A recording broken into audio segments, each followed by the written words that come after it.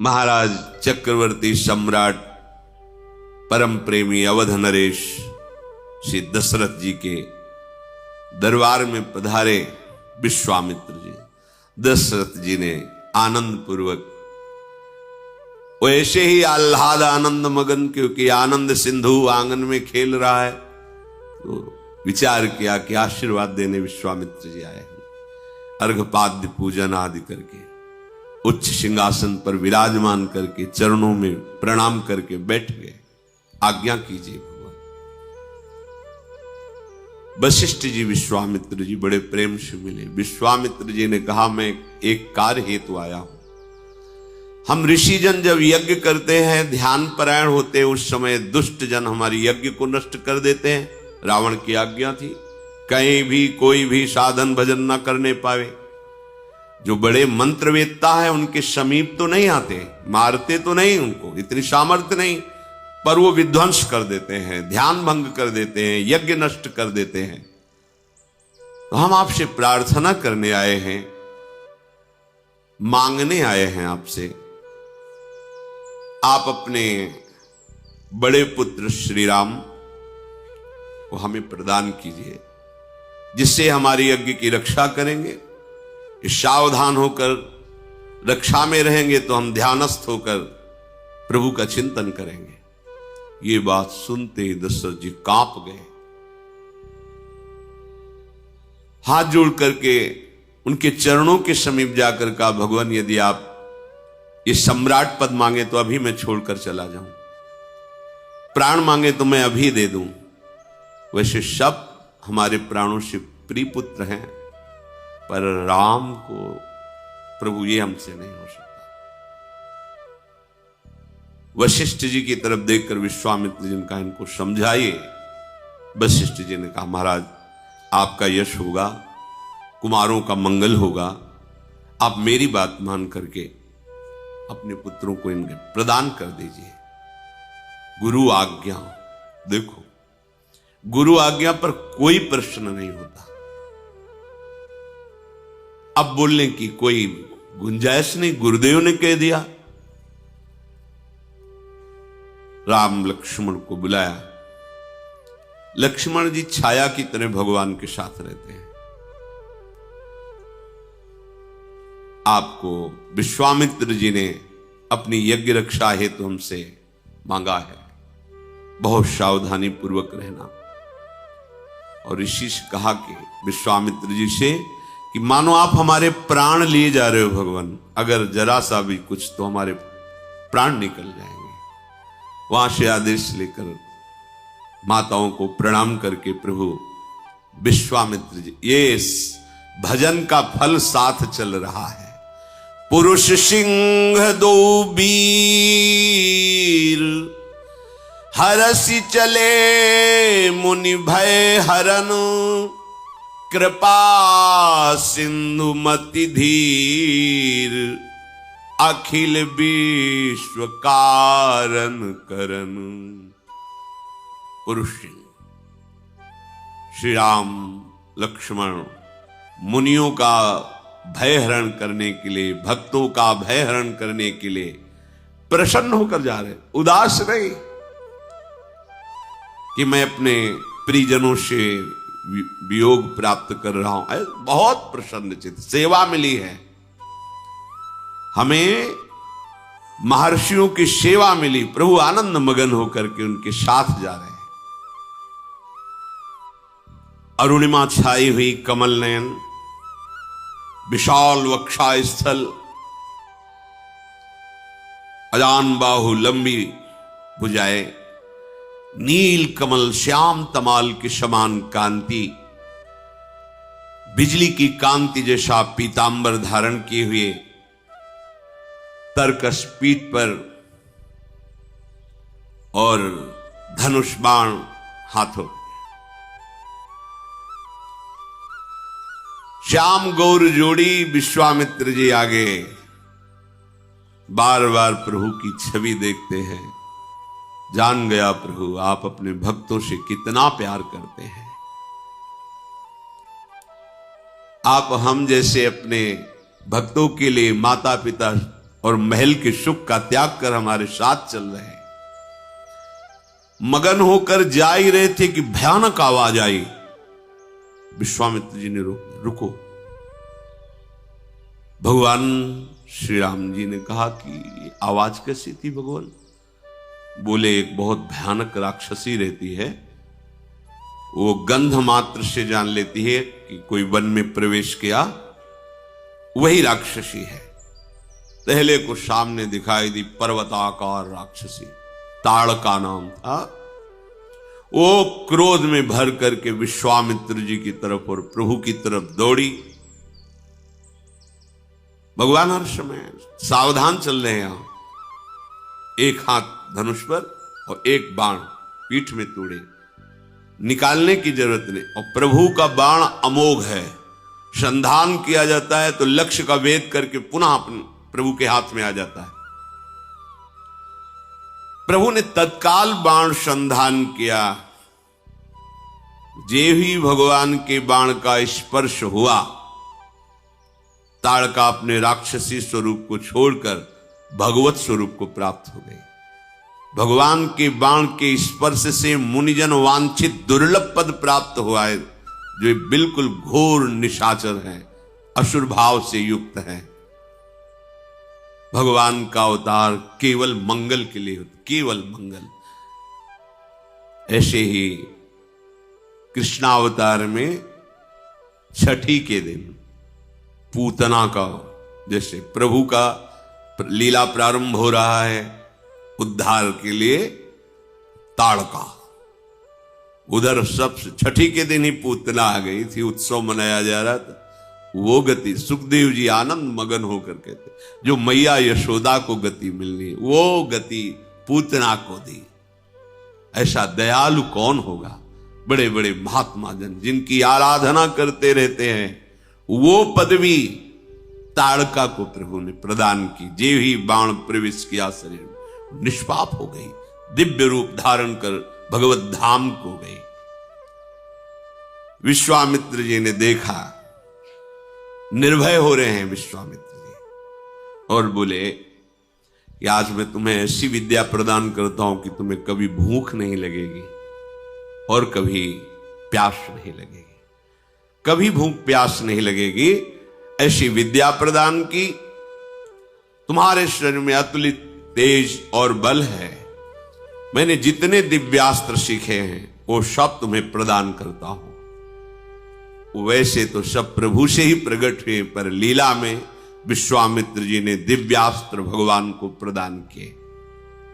सुखपूर्वक आश्रम में प्रभु विराजमान हुए। बहुत से ऋषि मुनि अपने अपने आश्रमों से आकर के प्रभु के दर्शन कर रहे हैं और आशीष देते हैं और निर्भय हो जाते हैं कि अब हम सब ध्यान भजन यज्ञ निर्भय होकर करेंगे, क्योंकि श्री राम लक्ष्मण रक्षा के लिए है। ऐसा नहीं कि प्रभु विश्वामित्र जी या उन्हीं मुनियों की रक्षा के लिए है, आपकी भी रक्षा के लिए। आप भजन करो। देखो, एक बार काशी में जो कुछ मन में मलिनता रखते थे, ऐसे लोगों ने विचार किया कि गोस्वामी जी की हस्तलिखित जो ये भगवत लीला है, बहुत अद्भुत चमत्कार, जो सुने आसक्त हो जाए, जो पढ़े आंसुओं की धार बहने लगे। सबको लगा कि जो संस्कृत के ग्रंथ है महामहिम है, उनके प्रभाव से भी बढ़कर इनका प्रभाव बढ़ता जा रहा है। अगर ये ग्रंथ ही हटा दिया जाए तो रात्रि में गोस्वामी जी जब सो रहे हो तो इस ग्रंथ को उठा करके गंगा जी में प्रवाहित कर दिया जाए, पक्का हो गया। जब रात्रि में गए तो वहां देखा कि 2 नौ किशोर गौर श्याम धनुष बाण बिल्कुल संधान किए हुए खड़े। भय लगा। कुटिया के दूसरे दरवाजे पर गए, यज्ञ मंडप जैसी कुटिया, वहां देखो भयभीत हो गए, भाग गए। दूसरे दिन आए और कहा मैं उन रक्षकों के दर्शन करना चाहता हूं जो रात्रि में हमने। वो यहां कौन रक्षक, हम तो भगवान के दास हैं, यहां तो कोई रक्षा में नहीं, हम रात्रि में, उन्होंने अपनी बात बताई, हम आए थे उस ग्रंथ को ऐसा, पर हमने देखा कि 2 नौ किशोर तेज राशि रक्षा।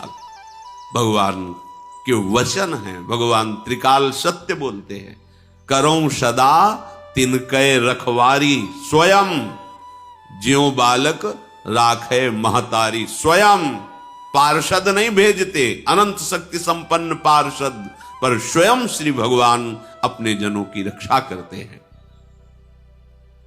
सुंदर कंदमूल फल प्रभु को अर्पित किया गया।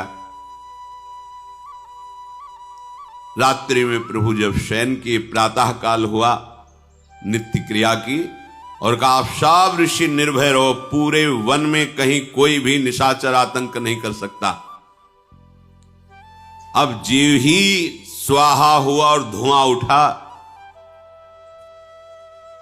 तो महाक्रोध धारण करके राक्षस मारीच अपने सहायकों के साथ विनाश करने के लिए आ गया। यज्ञ विध्वंस। भगवान तो रक्षा के लिए खड़े ही थे, बड़े लीला बिहारी हैं। फण वाला बाण नहीं मारा, बिना फण वाला, क्योंकि कट जाता उसी समय, तो आगे लीला में कैसे सहयोग करता। इसलिए मारीच को बिना फण वाला बाण मारा, वो 100 योजन विस्तार वाले समुद्र के पार गिरा, 400 कोस दूर जाकर गिरा। उसका सहायक सुबाहु था। सुबाहु ने अपनी सेना सहित आक्रमण किया, अग्निबाण का संधान करके सुबाहु को भस्म कर दिया और लखनलाल ने सारी सेना को नाश कर दिया। ऋषियों से कहा निर्भय हो जाओ, मारीच सुबाहु का भय बिल्कुल नहीं, कुछ किसी की सामर्थ्य नहीं जब तक हम रक्षा में है यहां को। इसीलिए शरणागति का पहला लक्षण है निर्भय। क्यों? मेरे प्रभु कह रहे हैं, वादा कर रहे हैं कि तुम निश्चिंत रहो, योगक्षेमम वहाम्यहम्, मैं हूं ना। कहां आप स्वीकार करते हैं कि प्रभु आपके साथ हैं? संतों ने अनुभव किया है। मुख में हो राम नाम, राम तेरे हाथ में, बंदे तू अकेला नहीं, राम तेरे साथ में। जब नाम चल रहा है तो प्रभु तुम्हारे हाथ में है, जैसे डोरी हाथ में, जैसा चाहो पतंग न चालो।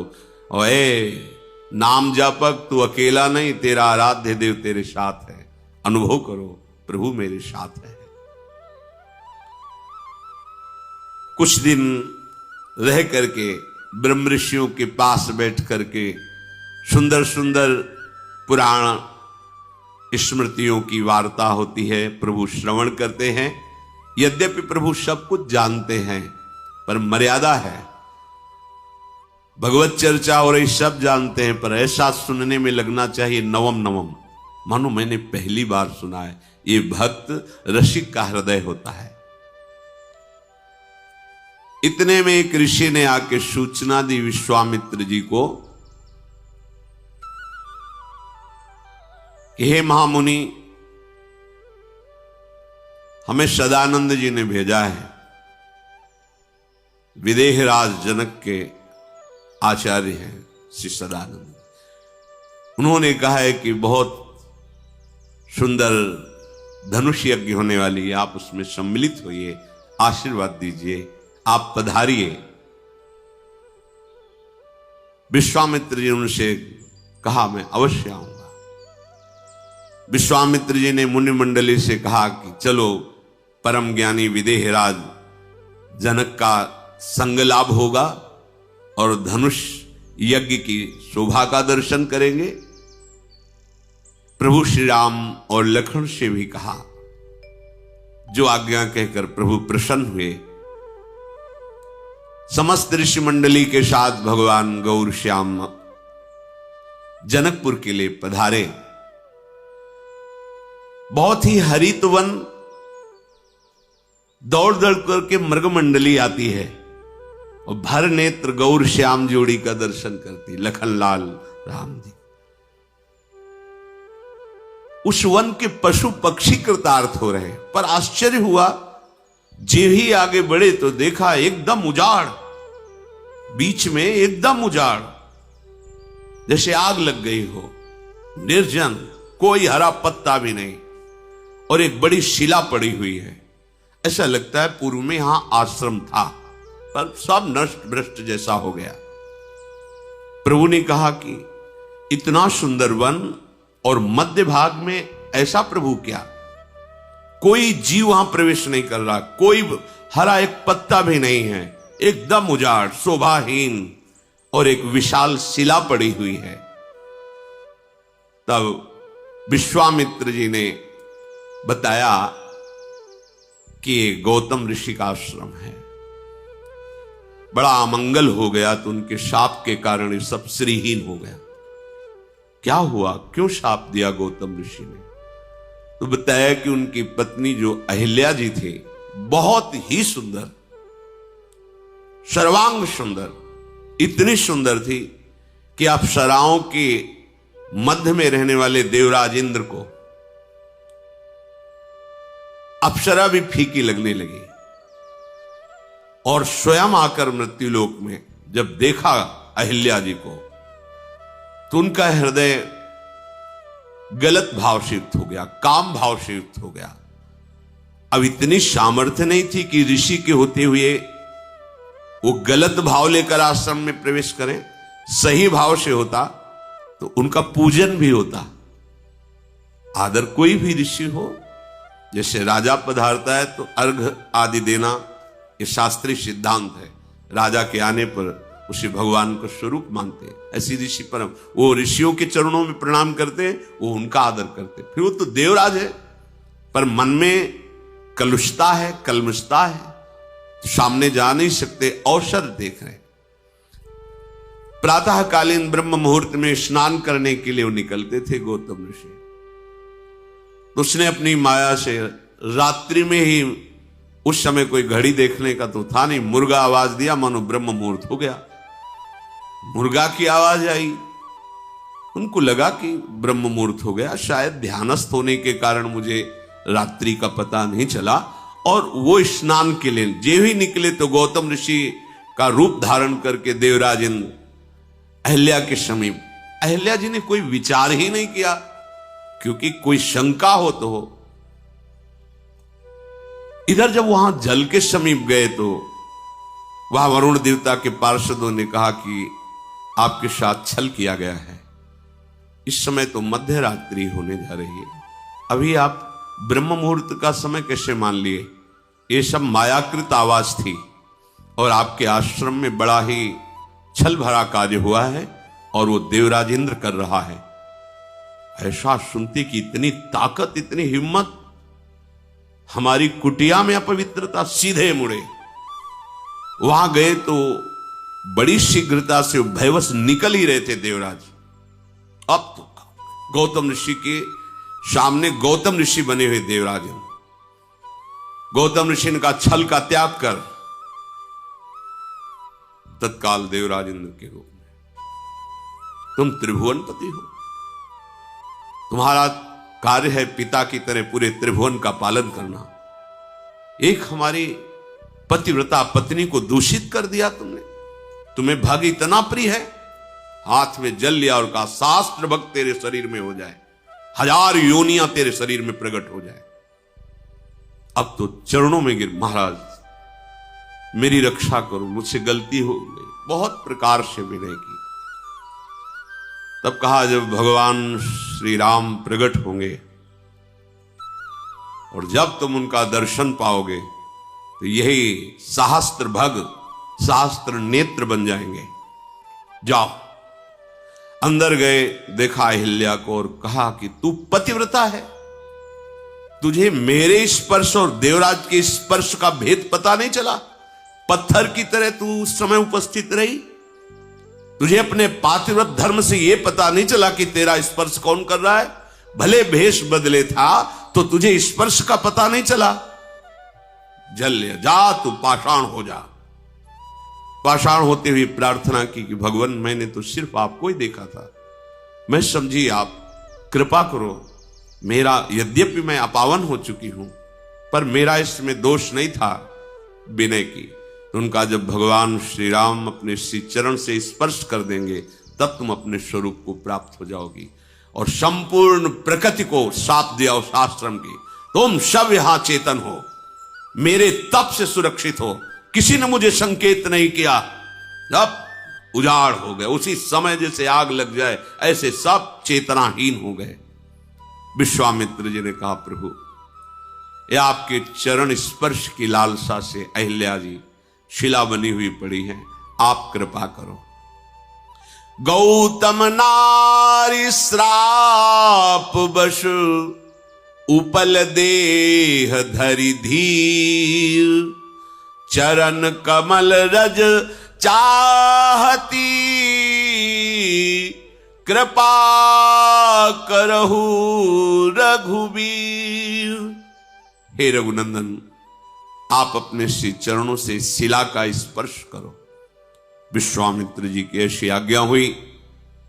भगवान ने करुणा करके अपना चरण बढ़ाया, जे ही स्पर्श किया परशत पद पावन, शोक नशावन, प्रगट भई तप पुंज सही, देखत रघुनायक जन सुखदायक, सन्मुख होई कर जोरी रही, अति प्रेम अधीरा पुलक शरीरा, मुख नहीं आवे बचन कही, अतिशय बड़ भागी चरणनि लागी, युगल नयन जलधार बही। जो ही प्रभु के पावन श्री चरणारविंद का स्पर्श हुआ, वो जो एक शिला पड़े, तत्काल दिव्य तेजोमयी रूप धारण किए हुए अहिल्या जी प्रकट हो गई। हाथ जोड़ा, हे अपने शरणागतों की रक्षा करने वाले, भक्तों को सुख देने वाले प्रभु। आंखों से अश्रु चल रहे, रोमांच हो रहा है, प्रेम की अधीरता बढ़ रही। आपने अमोघ कृपा की और चरणों में गिर पड़े। प्रभु के बार बार चरण स्पर्श कर रहे। दोनों नेत्रों से जो अश्रु बिंदु है, मानो अपने अश्रु बिंदु से अहिल्या प्रभु के चरणों को पखार रहे हैं। फिर धैर्य धारण किया, धीरज मन कीन्हा, प्रभु कहूं चीन्हा, रघुपति कृपा भगति पाई, अति निर्मल बानी स्तुति ठानी, ज्ञान गम्य जय रघुराई, मैं नारी अपावन प्रभु जग पावन, रावण रिपु जन सुखदाई, राजीव विलोचन भव भय मोचन, पाहि पाहि सर नहीं आई। धैर्य धारण करके बार बार प्रभु श्री हरि के रूप का पान कर रहे हैं। हे प्रभु, आप कृपा करके अविरल भक्ति प्रदान करें। हे ज्ञान से जानने में आने वाले प्रभु, आपकी जय हो।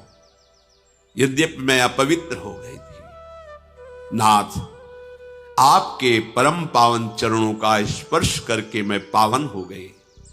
हे जगत को पवित्र करने वाले, भक्तों को सुख देने वाले, जो दूसरों को सदैव रुलाता रहता है, ऐसों को आप दंड देते हैं। हे कमल नयन, हे संसार के भय से छुड़ाने वाले, जन्म मृत्यु से मुक्त करने वाले, मैं आपकी शरण में आई हूं। त्राहि माम त्राहि माम। प्रभु, आज मुझे बड़ा सुख मिल रहा है। मेरे प्राणपति मुनि ने जो मुझे शाप दिया, आज मुझे वरदान लग रहा है। मुनि शाप जो दीन्हा, अति भल कीन्हा, परम अनुग्रह मैं माना, देखूं भरी लोचन हरि भव मोचन, यह लाभ शंकर जाना। बिनती प्रभु मोरी मैं मति भोरी, नाथ न मांगूं बर आना।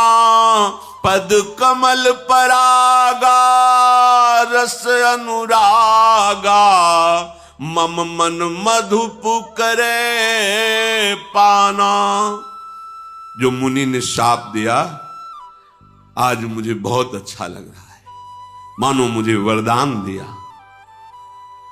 बड़ा अनुग्रह मांगती हूं अपने पति का जो मुझे शाप दिया, क्योंकि संसार से छुड़ाने वाले, भवबंधन से मुक्त करने वाले हे प्रभु श्री हरि, मैं आज नेत्र भर कर आपको देख पा रही हूं, देख ही नहीं पा रही, आपके चरणों का स्पर्श प्राप्त किया। भगवान शंकर जी सबसे बड़ा लाभ यही मानते हैं कि हरि का साक्षात्कार हो जाए, यह लाभ शंकर माना। मैं बुद्धि की बड़ी भोली हूं, बस नाथ मेरी एक ही विनती है, मैं और कुछ नहीं चाहती। अब केवल यही चाहती हूं कि मेरा मन रूपी भौरा आपके श्री चरण कमल का पराग पान करके उन्मत्त बना रहे, अर्थात आपकी प्रेम रस में मेरा मन डूबा रहे। आहा, मुझे आज कितना बड़ा सौभाग्य मिला। जेहि पद सुर शरीता परम पुनीता, प्रगट भई शिव शीस धरी। सोई पद पंकज जेहि पूजत अज, मम सिर धरऊ कृपालु हरि। ये भांति सिधारी गौतम नारी, बार बार हरि चरण परी। जो अति मन भावा सो बर पावा, गए पति लोक आनंद भरी। आहा, ये वही श्री चरण हैं जिनके धोवन से गंगा जी प्रकट हुई है, वही गंगा जी जिनको भगवान शंकर अपनी जटाओं में सिर में धारण करते हैं। आहा, ये वही श्री चरणारविंद हैं जो ब्रह्मा जी के द्वारा निरंतर पूजित होते रहते हैं, पुलकित हो रहे। अहिल्या जी, हे कृपालु, आज कृपा करके उन्हीं श्री चरणों को आपने मेरे मस्तक पर पधराया। बार बार स्तुति, बार बार प्रणाम करके प्रभु के चरणों को पकड़कर, हे प्रभु, ये मेरा मन सदैव आप में अनुराग भरा रहे। तत्काल विमान आया और विमान पर बैठकर जहां गौतम ऋषि उत्तम लोकों में थे, वहीं अहिल्या जी अपने पति लोक को प्राप्त हुई। सब ऋषि जन विश्वामित्र जी के जो साथ थे बहुत आनंदित हुए और प्रभु के स्वभाव को देख रहे हैं। अस प्रभु दीन बंधु हरि, कारण रहित दयाल। तुलसीदास सठते ही भजू, छाड़ी कपट जंजाल। कैसे हमारे प्रभु दीन बंधु हैं, दयालु हैं, अकारण दया करते हैं। कोई कारण नहीं दया का, अकारण हित करने वाले, दया करने वाले। ऐ मन, सठता का त्याग कर, कपट मत कर। इस कपटी माया के जंजाल का त्याग करके तू एक बार प्रभु का भजन कर ले, फिर देख